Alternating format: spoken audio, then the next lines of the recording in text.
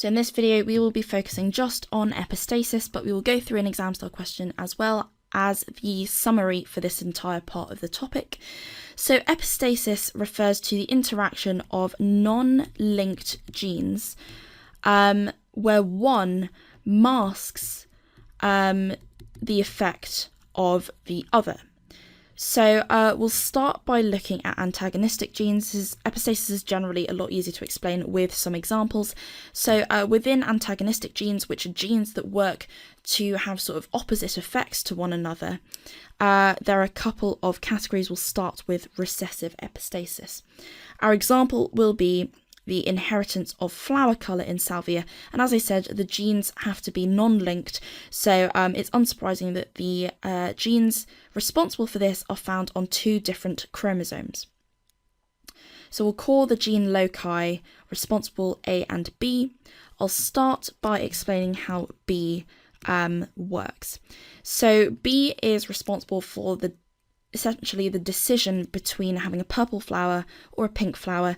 If you are homozygous recessive at the B locus, you will produce a pink flower. If, however, the plant is heterozygous or homozygous dominant for locus B, then you'll produce a purple flower. But this can only be expressed, these colours can only be expressed in the presence of a dominant A allele.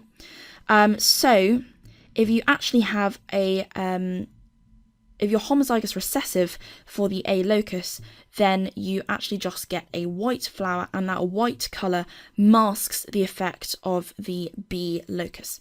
So the easiest way to really demonstrate this is through a cross. So let's imagine that we are crossing two flowers that are purple and that both have this genotype.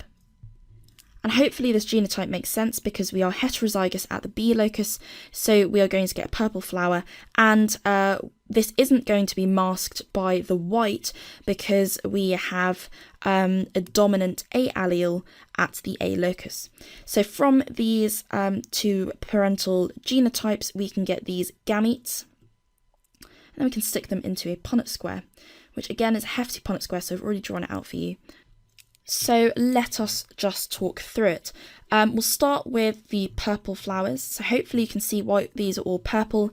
As with the parents, these both, all of these flowers at least are heterozygous at the B locus, or they're homozygous dominant at the B locus, and additionally they have at least one dominant A allele at the A locus. Again, with these pink flowers, hopefully you can see why they are pink. They all contain a dominant allele of A, which means they're going to have a colour, and secondly they are both, or all three of them, they are homozygous recessive at the B locus. Hey guys, to continue watching this video completely free and unlock hundreds of other super concise and exam board specific A-level biology videos, just click the button. Join me today and together let's make A-level biology a walk in the park.